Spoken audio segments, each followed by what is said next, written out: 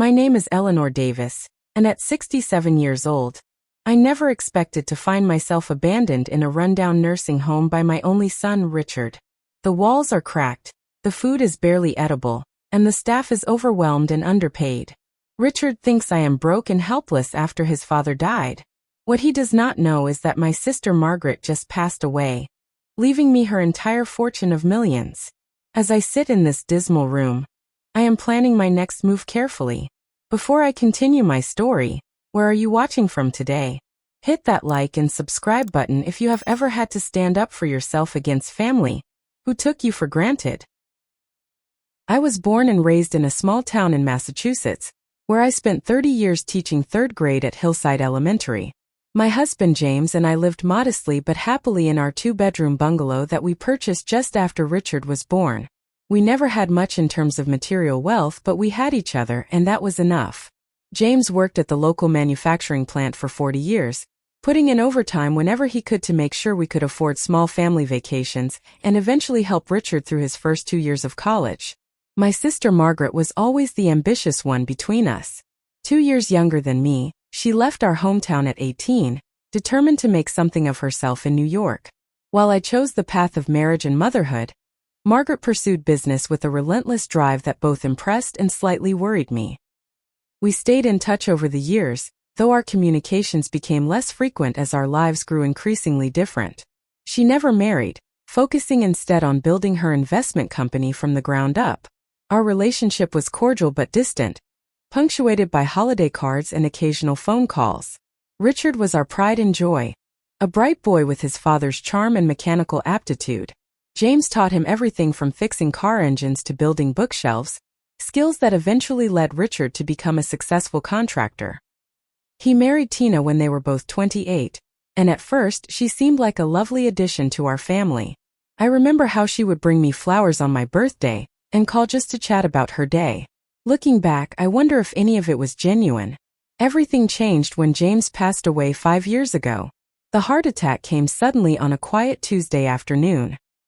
One moment he was out in the garden, tending to his beloved tomato plants, and the next, our neighbor Frank was pounding on my door, telling me to call an ambulance. James was gone before we reached the hospital, leaving me adrift in a life we had built together over 40 years. For the first few months after the funeral, Richard was attentive. He came by the house twice a week to help with maintenance and grocery shopping. Tina would occasionally accompany him, though I noticed she increasingly found excuses to stay behind. Their visits gradually became less frequent as weeks turned into months, and then years. First it was once a week, then every other week, then just once a month. Meanwhile, my health began to deteriorate. The arthritis that had been a minor nuisance in my 50s became increasingly debilitating.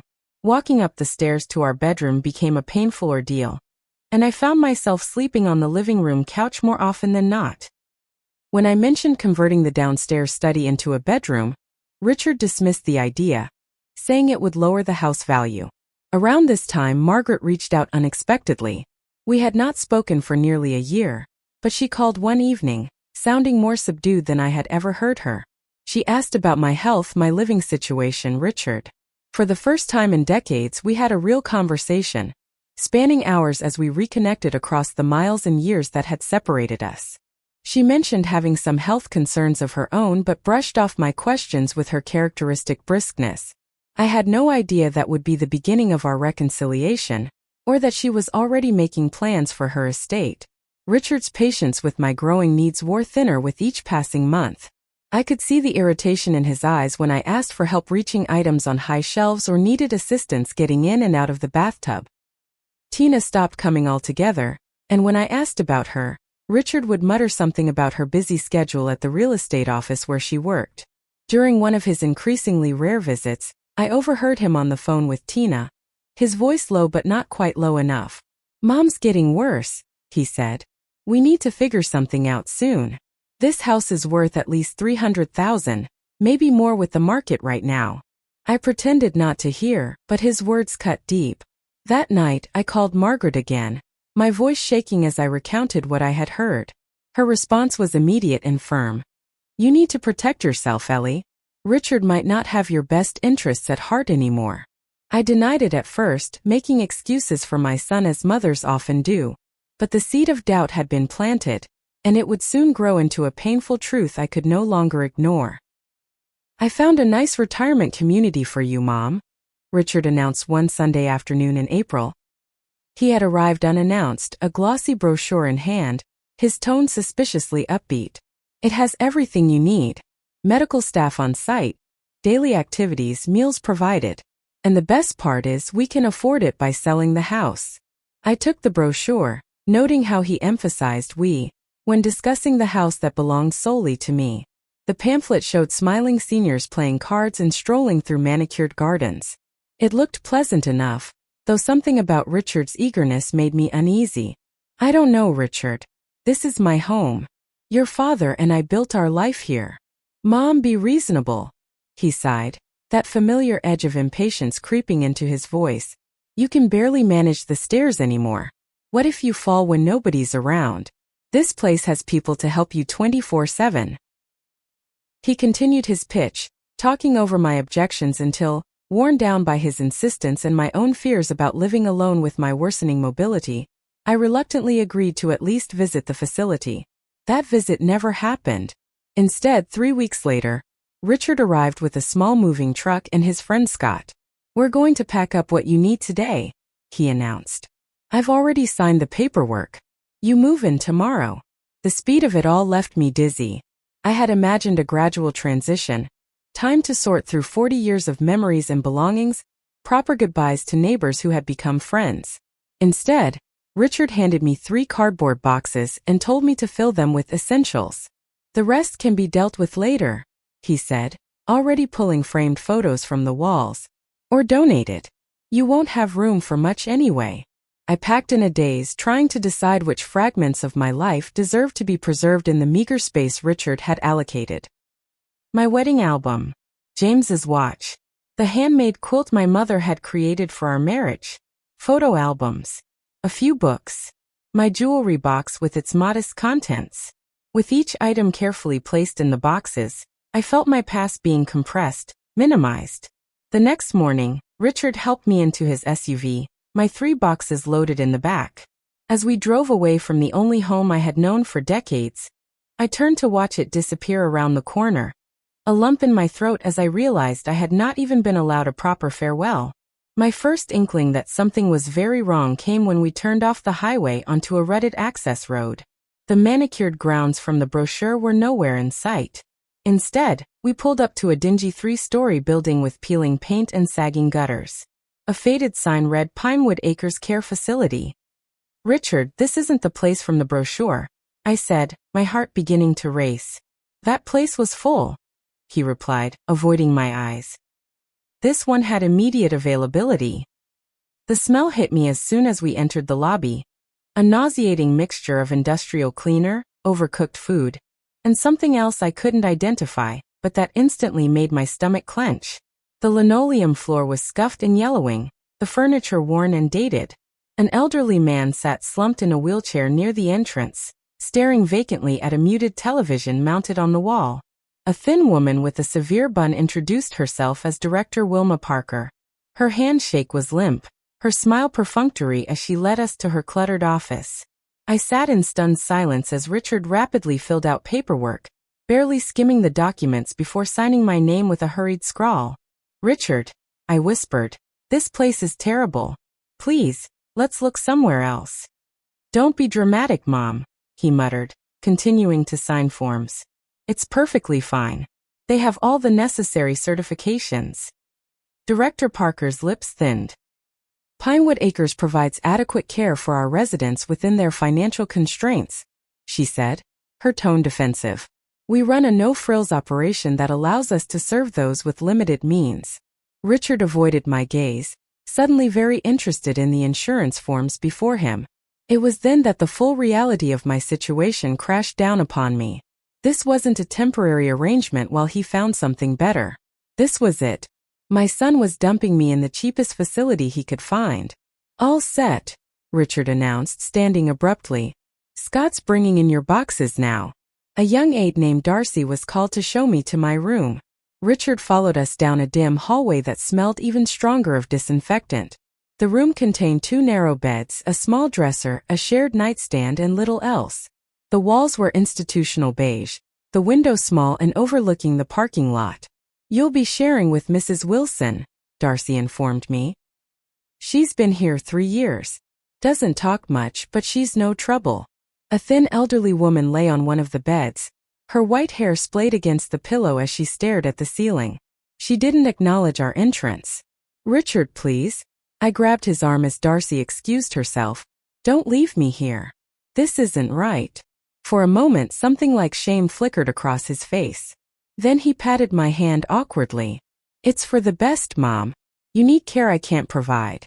I'll visit soon, once you're settled." His goodbye was brief, a quick peck on my cheek before he hurried back down the hallway. I stood in the doorway watching him go, my heart breaking as I realized he couldn't leave fast enough. Through the small window, I later watched his SUV pull away, not slowly as if with reluctance, but with the hurried acceleration of someone escaping an unpleasant obligation. That night, in an unfamiliar bed with the sound of Mrs. Wilson's labored breathing across the room, I wept silently for everything I had lost. My home, my dignity, my illusions about my son's character. I had never felt so alone. The daily routine at Pinewood Acres was as bleak as the surroundings. Wake-up call came at 6 a.m., announced by aides who flipped on harsh fluorescent lights without warning. Breakfast was served at 7 o'clock in a cafeteria that resembled a high school lunchroom from decades past, complete with long tables and molded plastic chairs. The food was institutional at best. Rubbery scrambled eggs, toast that was either barely warmed or burnt black, and coffee so weak it resembled dishwater. My roommate Edith Wilson rarely spoke. At 82, she had outlived her husband and 2 children and had no visitors except a grandson who appeared once every few months, looking uncomfortable and checking his watch repeatedly. Despite her quietness, we developed a wordless communication system. I would help adjust her pillows. She would save me the slightly less stale dinner roll from her tray. During my first week, I met Grace Henderson, a former librarian with a sharp wit and a penchant for smuggling romance novels into the facility against Director Parker's bizarre rule against inappropriate reading materials. Betty Michaels, a retired nurse with advanced Parkinson's, joined us at mealtimes, her trembling hands making eating a challenge but never dampening her determination to remain independent. Harold Fisher, one of the few male residents who wasn't confined to bed, rounded out our little group, entertaining us with stories from his days as a traveling salesman that grew more outlandish with each telling. "The trick to surviving this place," Grace whispered to me during my first lunch, "is to find the small freedoms where you can, and to make friends with Nurse Faye." Nurse Faye Johnson was a blessing in the otherwise dismal environment. In her late 50s, with warm brown eyes and a gentle touch, she was the only staff member who seemed to genuinely care about the residents. She would sneak in homemade cookies on her night shifts and take the time to listen to concerns that other aides brushed off. When I developed a rash from the industrial laundry detergent used on the bedsheets, it was Faye who brought in milder soap and personally washed my linens. Richard's promised visits were few and far between. He came once during my first month, bringing a potted plant that promptly died in the room's poor lighting, and a box of cheap chocolates that were too hard for many residents to chew. He spent 20 minutes asking superficial questions about the food and activities, carefully avoiding any discussion about the peeling paint, the perpetually broken elevator, or the shortage of staff that left residents waiting hours for assistance. "The house sold quickly," he mentioned casually as he prepared to leave. "Over asking price. The market's really hot right now." "That's nice," I replied, fighting to keep the bitterness from my voice. "What happens to the furniture and things I couldn't bring?" "Oh, we took some pieces for our place. The rest went to Goodwill. It was easier that way." The casual dismissal of my possessions, memories, and keepsakes cut deeply. I called him frequently during those first few months, leaving voicemails that went unreturned for days. When he did answer, conversations were brief and distracted, often ending with claims of meetings he needed to attend or errands that couldn't wait. I learned more about his life through social media than our infrequent communications. Tina occasionally posted photos that appeared in my feed. Richard and Tina at restaurants I could never have afforded, a new boat they had purchased, renovations to what had once been my house but was now referred to as our forever home. The most painful discovery came through an accidental glimpse at Tina's Instagram during one of Richard's rare visits. As he stepped out to take a call, I noticed his phone open to pictures of their newly remodeled kitchen, with gleaming appliances and custom cabinetry. In the caption, Tina thanked Mom for the wonderful housewarming gift.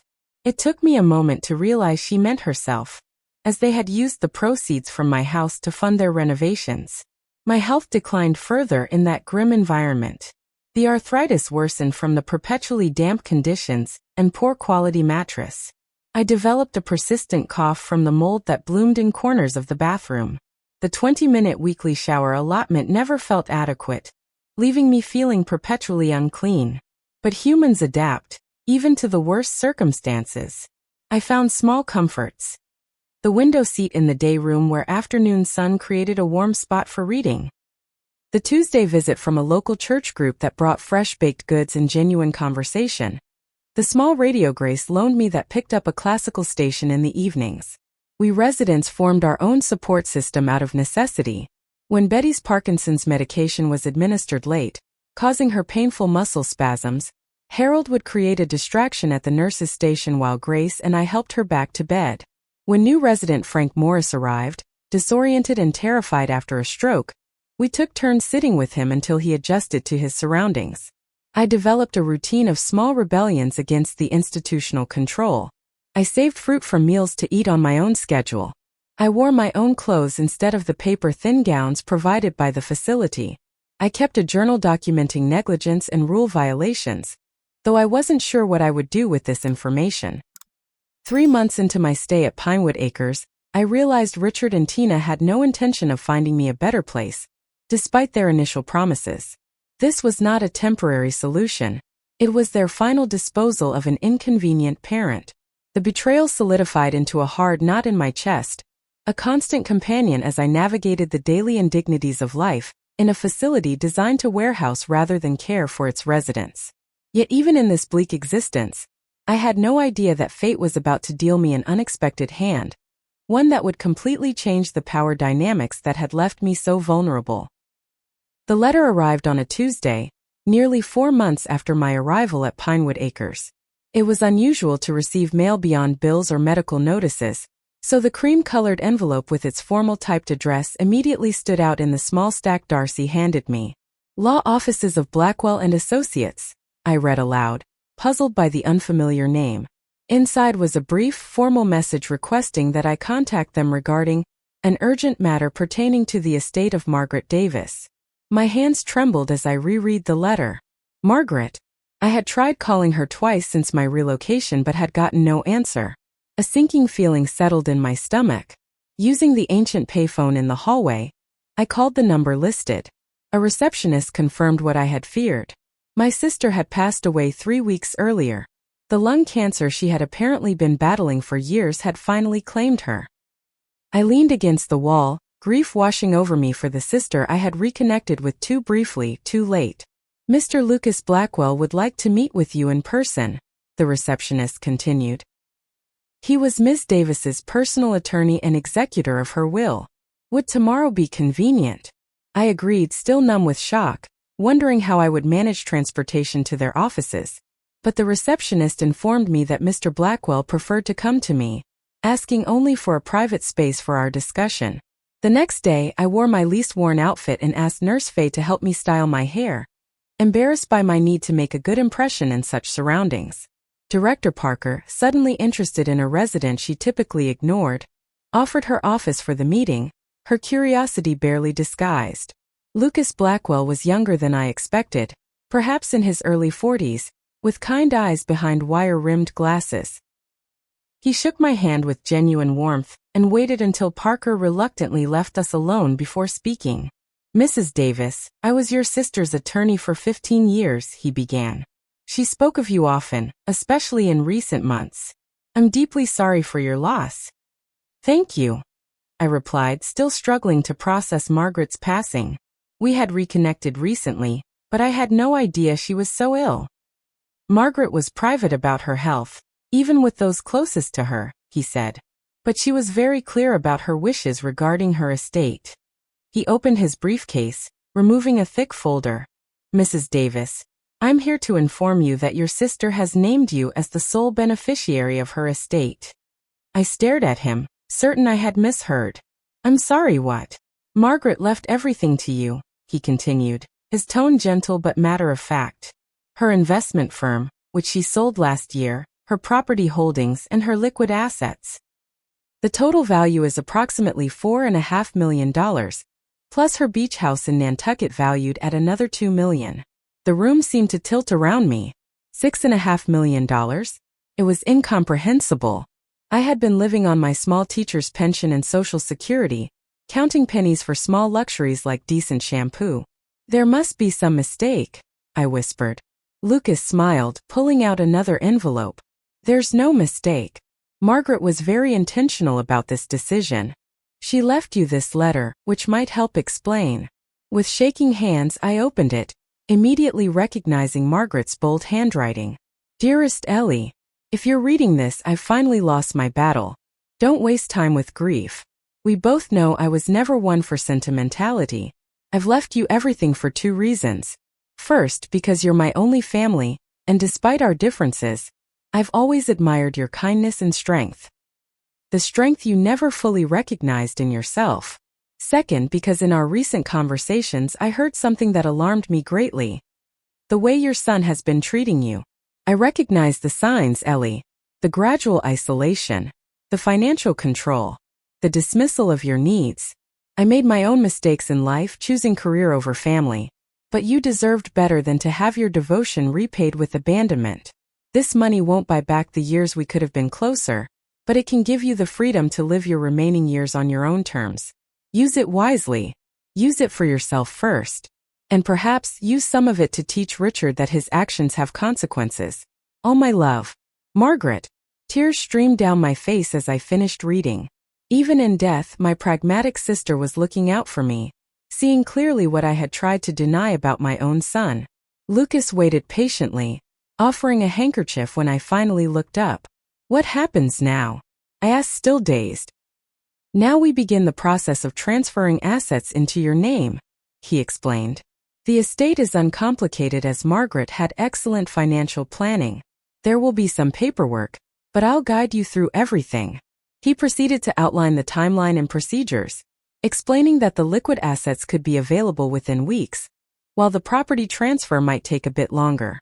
As he spoke, a plan began forming in my mind. "Mr. Blackwell," I interrupted, "I'd like to keep this inheritance private for now.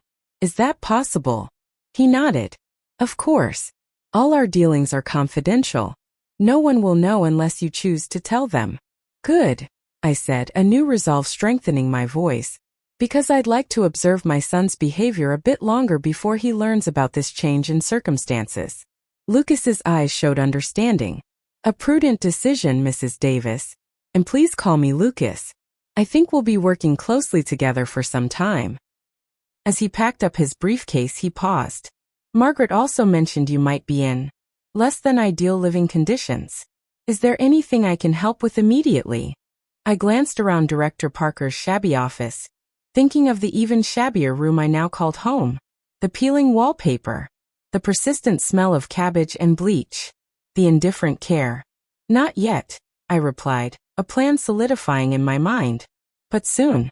That night, as I lay in my narrow bed listening to Edith's labored breathing, I felt something I hadn't experienced in months. Hope. And beneath it, a spark of something else, something that would have shocked those who knew me as a mild-mannered former teacher. A desire for justice. The next few months unfolded with a strange duality. On the surface, nothing changed. I remained in my shared room at Pinewood Acres, eating the same bland food, following the same dreary routine. But internally, everything was different. Each indignity now felt temporary rather than permanent. Each restriction now had an expiration date I alone knew. I met with Lucas weekly, often in Director Parker's office, which he now eagerly offered upon seeing his expensive suit and leather briefcase. We worked methodically through the complex process of transferring Margaret's assets, bank accounts, investment portfolios, property deeds, insurance policies, The massive financial structure my sister had built over decades gradually shifted into my name.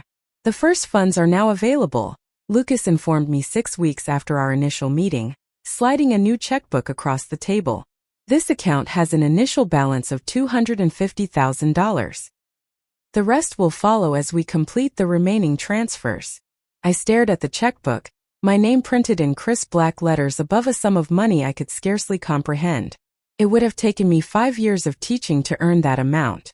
Remember, Lucas cautioned, any significant changes to your lifestyle now will alert people to your changed circumstances. If you wish to maintain privacy about the inheritance, discretion is essential. I nodded, understanding perfectly. This was reconnaissance time, not yet the moment for action. Richard's visits during this period were predictably sparse. He came for my birthday in July, bringing a wilting bouquet clearly purchased from a gas station and spending most of the visit checking his phone. When I mentioned that the air conditioning in the West Wing had been broken for 2 weeks during a heat wave, he merely suggested I drink plenty of water. The house looks amazing, he mentioned, scrolling through photos on his phone. We finally finished the backyard renovation. Tina got the koi pond she always wanted. The koi pond stung particularly. James had always wanted one, but we could never afford it. Now Richard and Tina had built one with the proceeds from selling my home. Thanksgiving brought another brief, obligatory visit. Richard arrived alone, explaining that Tina had a previous commitment with her family. He brought a small container of turkey and mashed potatoes that had clearly been packed as an afterthought, most likely at Tina's insistence on basic decency. "How are things here?" he asked, his gaze never quite meeting mine. "The same," I replied. "The heat only works sporadically. 3 residents fell last week because of understaffing. The Christmas decorations are just the Thanksgiving decorations with Santa hats added." He nodded absently, clearly not processing my words. "Well, at least you're safe. That's what matters." Through social media, I watched as Richard and Tina took a New Year's cruise to the Bahamas. The photos showed them toasting with champagne on a balcony suite, enjoying excursions to private islands, dining at the captain's table. Meanwhile, Christmas at Pinewood had consisted of a sad artificial tree with half its lights burned out and a holiday meal that was indistinguishable from the regular menu except for a cookie that was stale enough to suggest it had been purchased well in advance. During this observation period, I began making small, unobtrusive improvements to my life and the lives of those around me. I ordered better quality toiletries for myself through a catalog. Nothing flashy enough to raise eyebrows. I had comfortable slippers delivered for Edith, whose feet were perpetually cold. When Grace mentioned her birthday was approaching, I arranged for a local bookstore to deliver a collection of mystery novels she had been wanting to read. I also began gathering information. With Lucas's help, I researched elder care laws and facility regulations. I documented violations at Pinewood, inadequate staffing ratios, missed medication distributions, sanitation issues. I took discreet photos with a disposable camera Lucas brought me, not for a lawsuit, which would take years I didn't care to waste, but for leverage I might need later. Most importantly, I observed Richard's character with clear eyes, finally seeing what Margaret had recognized from just a few conversations. My son had inherited his father's charm, but none of his integrity. He had become a man who valued appearances over substance, comfort over compassion, convenience over obligation. The painful truth was that Richard had not become this person overnight when James died. These traits had always been there, masked by prosperity and convenience. In February, Richard called with news. "We're thinking of selling some of your remaining furniture," he said casually. "The storage unit costs are adding up, and realistically, you don't have room for it here." "What furniture are you talking about?" I asked, genuinely confused. "I thought everything went to Goodwill months ago." A telling pause. "Well, not the valuable pieces.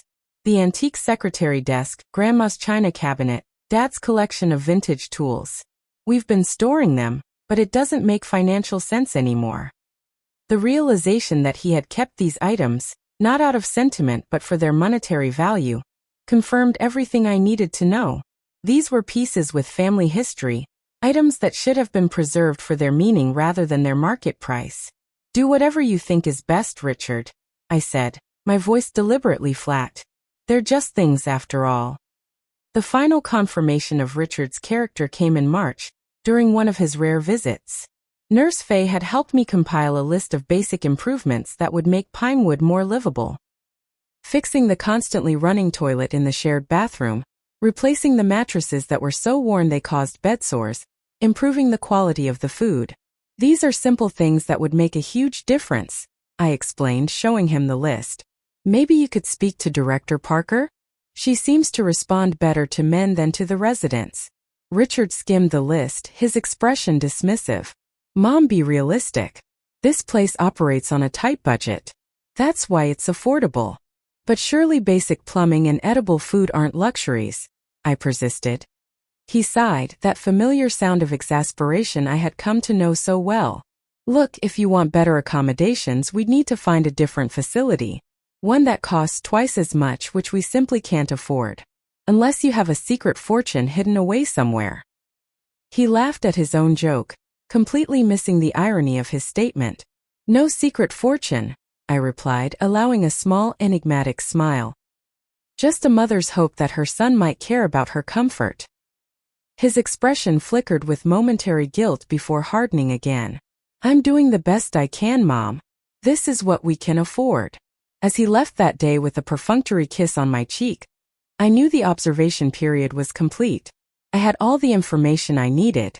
Richard had shown me exactly who he was repeatedly and consistently. The time for watching was over. The time for action had arrived. I chose April 15th for what I had come to think of as the reckoning. The symbolism wasn't lost on me. Tax day seemed appropriate for an accounting of a different sort. I called Richard the week before, leaving a voicemail that I knew would get his attention. Richard, it's Mom. I need to see you as soon as possible. It's about my health and some decisions that need to be made. Please come to Pinewood next Monday at 2. It's important. He called back within the hour, concern edging his voice. Is everything okay? Should I bring Tina? This is between you and me, I replied. But yes, Tina should probably come too. This affects both of you. His assumption, I knew, would be that my health had deteriorated further, perhaps requiring expensive interventions or difficult end-of-life decisions. His concern was likely more financial than filial, but it ensured his attendance. The week before the meeting, Lucas helped me implement the first phase of my plan. A sizable donation was made to Pinewood Acres, anonymously but with specific conditions for its use. Immediate repairs to the heating and plumbing systems, new mattresses for all residents, and fresh paint throughout the facility. Director Parker was ecstatic, falling over herself to thank the anonymous benefactor, and assuring residents that improvements would begin immediately. On the morning of April 15th, I woke early, feeling calm and resolved. I dressed in new clothes that Nurse Faye had helped me order online. A tailored navy pantsuit that fit properly, unlike the loose, worn garments I had been wearing. I styled my hair carefully and applied a touch of makeup, looking more like the dignified teacher I had once been than the institution-bound senior I had become. Lucas arrived first, setting up in a private meeting room Director Parker had eagerly offered upon learning of his visit. He arranged documents on the table with methodical precision, nodding approvingly at my appearance. Are you ready for this, Eleanor? He asked, using my first name as we had grown comfortable enough to do. More than ready, I replied, surprising myself with the steadiness of my voice. Richard and Tina arrived 10 minutes late, a small discourtesy I had come to expect. Richard looked tense, Tina uncomfortable, both clearly bracing for bad news. They were startled to find Lucas present, their eyes darting between us with confusion. Mom, what's going on? Who is this? Richard asked, not bothering to introduce himself to Lucas before speaking about him. Please sit down. I gestured to the chairs opposite me. This is Lucas Blackwell, my attorney. We have some important matters to discuss. Attorney? Tina echoed, her voice rising slightly. What do you need an attorney for? I folded my hands on the table, meeting my son's gaze directly. Richard, do you remember my sister Margaret? He frowned, thrown by the apparent non sequitur. Aunt Margaret? Vaguely. The one who moved to New York. We met her maybe twice when I was a kid. Yes. Margaret passed away 7 months ago. Oh, I'm sorry to hear that, he said automatically, though his expression showed only mild interest. But what does that have to do with needing a lawyer?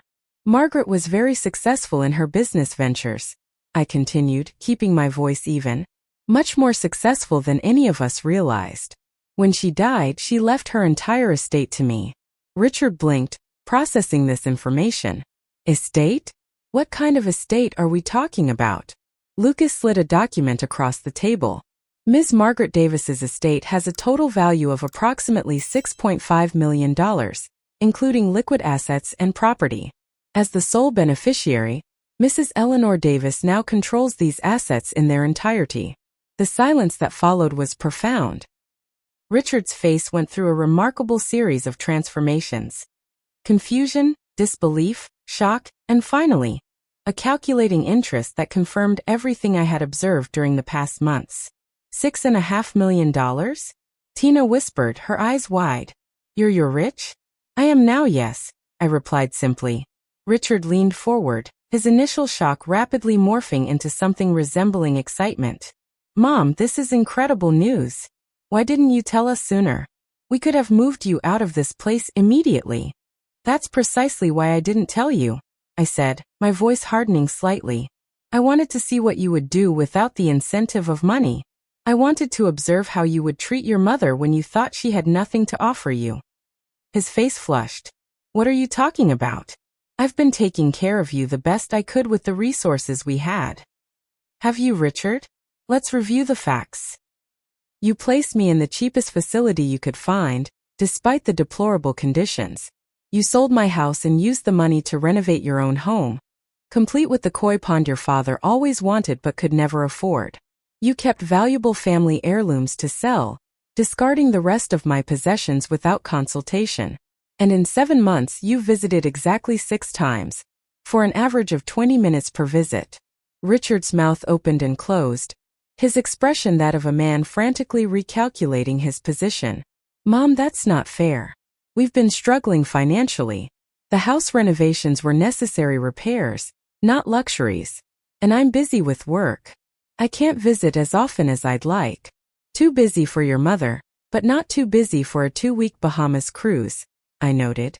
Not too busy for weekend getaways to your lake house. Tina shifted uncomfortably. Eleanor, I think there's been a misunderstanding. We've always wanted the best for you. If we'd known about this inheritance sooner. That's exactly the point, I interrupted. My value to you is directly proportional to my financial worth. When you thought I was a financial burden, you discarded me in a facility where residents develop bedsores from neglect and eat food that wouldn't be served in a prison. Now that you know I have money, suddenly you're concerned about my welfare. Richard's expression shifted to one of defensive anger. This isn't fair. You're twisting everything. We did the best we could with what we had. Did you? I asked quietly. When I mentioned the broken heating, the inadequate staffing, the substandard food, did you advocate for me? Did you even listen? Or did you dismiss my concerns as the complaints of a difficult old woman? His silence was answer enough. Here's what's going to happen now, I continued, nodding to Lucas, who slid another document across the table. I'm moving out of Pinewood next week. I'll be relocating to Margaret's beach house in Nantucket, which is now mine. I've established a foundation to advocate for better conditions in facilities like this one, starting with substantial improvements, right here at Pinewood. Richard leaned forward eagerly. That sounds wonderful, Mom. We can help you move, get you settled in. Maybe we could even stay for a while to help you adjust. I held up my hand. I'm not finished. Regarding our relationship moving forward, I've made some decisions. I will not be supporting you financially, Richard. Not now, not in my will. The money Margaret left me will go primarily to charitable causes, with specific provisions to ensure it cannot be contested. The shock on his face would have been comical under different circumstances. But Mom, he sputtered, we're family. You can't just cut us off because of a few misunderstandings. This isn't about punishment, Richard. It's about consequences. For too long, I've enabled your worst qualities by excusing them. That ends today. If you want a relationship with me moving forward, it will be on new terms. Terms that include respect, consideration, and genuine care, not financial opportunism. Tina, always quicker than Richard to assess a situation, placed her hand on his arm. Of course we want a relationship with you, Eleanor. Money aside, your family. We love you. I met her gaze steadily. If that's true, then prove it through actions, not words. I'm giving you both an opportunity to show who you really are when there's no inheritance dangling as incentive. Richard's face had turned an alarming shade of red. This is ridiculous. You're being manipulated. He gestured wildly toward Lucas. This lawyer is probably after your money. You can't trust him more than your own son. Lucas remained impassive, accustomed to such accusations. I shook my head sadly. That's your answer to everything, isn't it? It can't possibly be your behavior that's the problem. It must be someone else manipulating me. Because in your mind, I couldn't possibly make decisions for myself. I'm just a helpless old woman who needs your guidance. I stood, signaling the end of the meeting. You have my contact information if you decide you want a relationship based on genuine care, rather than financial interest. The choice is yours. But understand this. I will never again allow myself to be treated as a burden or an inconvenience. I deserve better. And now finally, I have the means to ensure I receive it. As they left, Richard still sputtering indignantly and Tina uncharacteristically silent, I felt no triumph, only a quiet sadness for what had been lost and a tentative hope for what might still be salvaged if my son could find his way back to the values his father and I had tried to instill. Lucas gathered his papers, offering a gentle smile. You handled that with remarkable grace, Eleanor. Not grace, I corrected him. Self-respect. It's been missing for too long. As I watched Richard's car pull away from Pinewood for what might be the last time, I felt lighter than I had in years. The confrontation had been painful but necessary, like lancing a wound to allow healing to begin. Whether Richard would be part of that healing remained to be seen, but for the first time in too long, the choice wasn't solely his to make. The morning I left Pinewood Acres was bright and clear, spring sunshine illuminating even the dingy corridors in a more forgiving light. I had spent the previous week saying goodbye to the friends who had sustained me through the darkest months. Grace with her smuggled books, Betty with her trembling hands and indomitable spirit, Harold with his increasingly outlandish stories. I have a proposition for all of you, I had told them 2 days earlier, gathering them in the day room during the quietest hour of the afternoon. I'm moving to a beach house in Nantucket.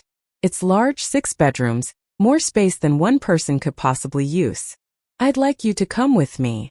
Their reactions ranged from disbelief to cautious hope. Grace was the first to recover her composure. Eleanor, are you suggesting we all live together? Like some senior version of Golden Girls? I laughed. Something like that. The house has an elevator, wide doorways for Betty's wheelchair when she needs it, and a view of the ocean from every bedroom. I'll hire staff to help with cooking and cleaning, and Nurse Faye has already agreed to come as our personal care assistant, at a salary that nearly made her faint. Harold rubbed his chin thoughtfully. What's the catch? There's always a catch. No catch, I assured him. Just the opportunity to spend our remaining years in comfort and dignity, among friends who've proven their worth. In the end, all 3 accepted, along with Edith, my silent roommate who had squeezed my hand with surprising strength when I extended the invitation to her as well. Director Parker was notably present for my departure. Her typically severe expression softened into something resembling cordiality now that she knew of my financial status. The anonymous donation had already begun transforming Pinewood. Fresh paint brightened the hallways, new mattresses had been delivered, and the perpetually broken elevator was finally being repaired. Mrs. Davis, she said, extending her hand as Lucas and the moving crew loaded my few possessions into his car. We wish you all the best in your new home. Please know you're always welcome to visit Pinewood Acres. I will be back, Director Parker, I assured her, my tone pleasant but firm. As a major donor to the Facility Improvement Fund, I'll be conducting regular inspections to ensure standards are maintained. I suggest you address the staffing shortages before my first visit next month. Her smile faltered slightly, but she nodded. We both understood the new power dynamic perfectly. The drive to Nantucket was long but beautiful, spring greenery unfurling across the landscape as we traveled. Lucas had arranged everything. The ferry reservations, the moving trucks for my friends who would follow in the coming week, the staff who would help us settle in. As we crossed the causeway onto the island, I felt a lightness I hadn't experienced in years. Margaret's beach house was more accurately a beach mansion, a sprawling shingle-style home perched on a bluff overlooking the Atlantic. Built in the classic Nantucket tradition with weathered gray cedar shingles and white trim, it featured a wide porch wrapping around 3 sides, perfect for watching sunrises and sunsets over the water. Inside, the house was a perfect blend of luxury and comfort. Spacious rooms with large windows captured the ocean views and sea breezes. The kitchen was a chef's dream with top-of-the-line appliances and enough counter space to prepare meals for a small army. Each bedroom had its own bathroom, ensuring privacy and independence for all of us. The following weeks were a whirlwind of activity as my friends arrived, and we settled into our new communal life. Grace organized the extensive library, categorizing books with her librarian's precision. Betty, whose nursing background proved invaluable, helped set up a medication management system and emergency protocols. Harold took charge of the garden, revealing a previously unmentioned talent for horticulture. Even Edith emerged from her shell, quietly arranging fresh flowers throughout the house each morning. Nurse Faye, now more friend than employee, coordinated our medical appointments and helped with personal care needs while respecting our independence. The additional staff I hired, a local cook, a housekeeper, and a handyman, worked around our schedules rather than imposing rigid routines like those at Pinewood. 2 months into our new arrangement, Lucas arrived for one of his regular visits, bringing paperwork for the foundation I had established. The Margaret Davis Elder Care Dignity Fund. Its mission was simple but vital: to improve conditions in facilities serving seniors with limited resources, through both advocacy and direct financial support. The first grants have been distributed to 5 facilities in Massachusetts, Lucas reported as we sat on the porch watching waves crash against the shore. The impact reports are already showing significant improvements in quality of life metrics. Margaret would have approved, I said, smiling at the thought of my pragmatic sister's legacy helping others. She always believed in practical solutions rather than empty gestures. Speaking of practical matters, Lucas hesitated. Richard has called my office, repeatedly. He's asking for a meeting. I nodded, unsurprised. What does he want? He claims he wants to reconcile, to understand your perspective better. And you believe him? Lucas adjusted his glasses thoughtfully. I believe he's realized the finality of your decision regarding the inheritance. Whether that realization has prompted genuine self-reflection, or simply a change in strategy, remains to be seen. I considered this as I watched a pair of gulls soaring over the water. Tell him he can visit. Not here, not yet. Perhaps at your office first. Richard's first attempt at reconciliation was predictably awkward. He arrived at Lucas's Boston office with a bouquet of flowers and rehearsed apologies that sounded sincere but lacked specific acknowledgement of his actions. He spoke of misunderstandings and miscommunications, framing our estrangement as a mutual failure rather than the consequence of his choices. I miss you, Mom, he said, his expression earnest.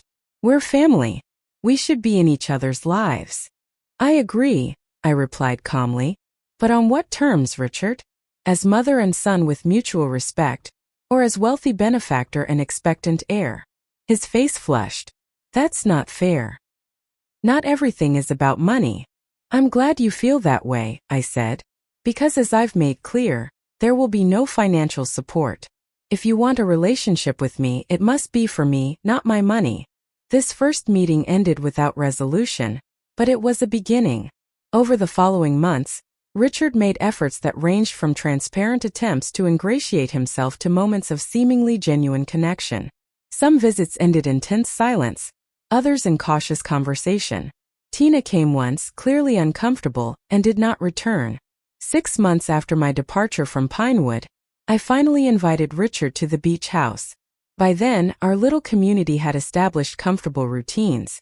Harold's garden was flourishing, Grace had started a book club with local members, and Betty was volunteering her nursing expertise at a nearby clinic when her health permitted. Richard's reaction to the house and my living arrangement was telling.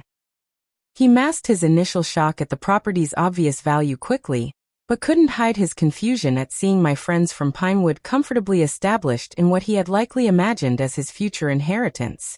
"You seem happy," he said as we walked along the beach, his tone suggesting surprise. "I am," I confirmed. "Happier than I've been in years." It turns out dignity, purpose, and genuine companionship are powerful medicine. He nodded, bending to pick up a shell. "I've been thinking a lot about what you said. About how I treated you. I didn't see it that way at the time, but looking back."